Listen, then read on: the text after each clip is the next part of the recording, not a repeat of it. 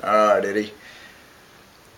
I've rusted up the handle. I've made some hinges from scratch. Um, if you can see, I've actually bent some of the corrugations in the cardboard and rusted them up. I've tried this one was the hardest panel. This panel and the panel around the side, around down here, was the hardest ones because that pink and that purple just wanted to leach through those coloured corrugations, and the white just didn't take to it at all. It would leach out. So that was attempt number one, and that came from the same spray paint as well. Even the acrylics kept doing it. Next, we'll go to the other side, and that's the window that we've barred off. We've got popsicle sticks, and all I've done is nailed the ends of them, taken a couple of chunks out, dry brushed it, and then what I've done is got my Dremel and just drilled a couple of tiny holes in it and bent some wire to look like nails.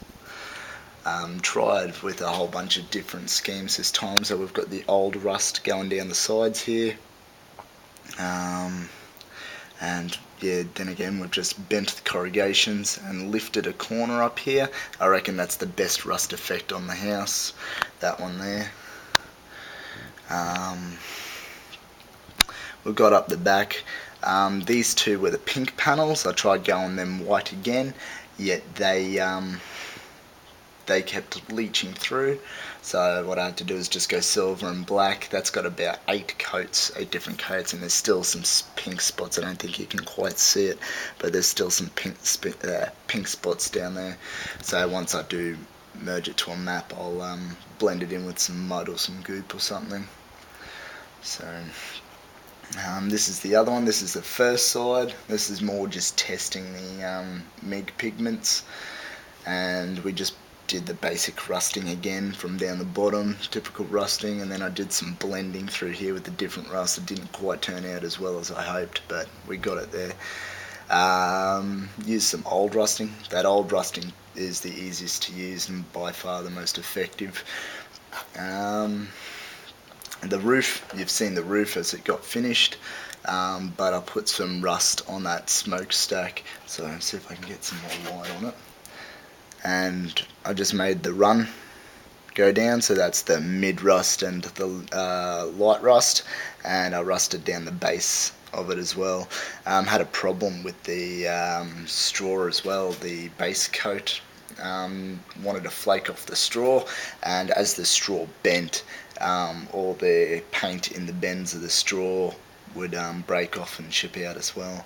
So what I had to do is jam down the straw with some plaster, made it a little bit more solid, so we don't have that effect anymore with the chimney moving.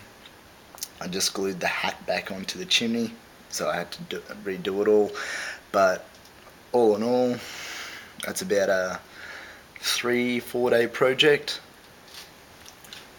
So from scratch, everything's scratch built on that except for the doorknob, where we bought the doorknob from the hobby shop, and it turned out really well. So I'll show you what the doorknob looked originally.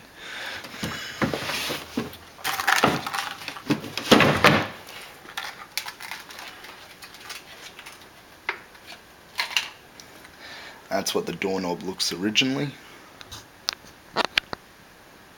and that's what we sort of got it to turn into.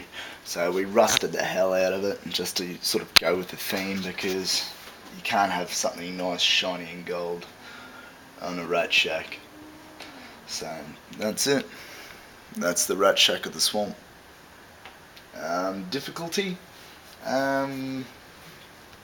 Probably about maybe a 5 or 6 out of 10.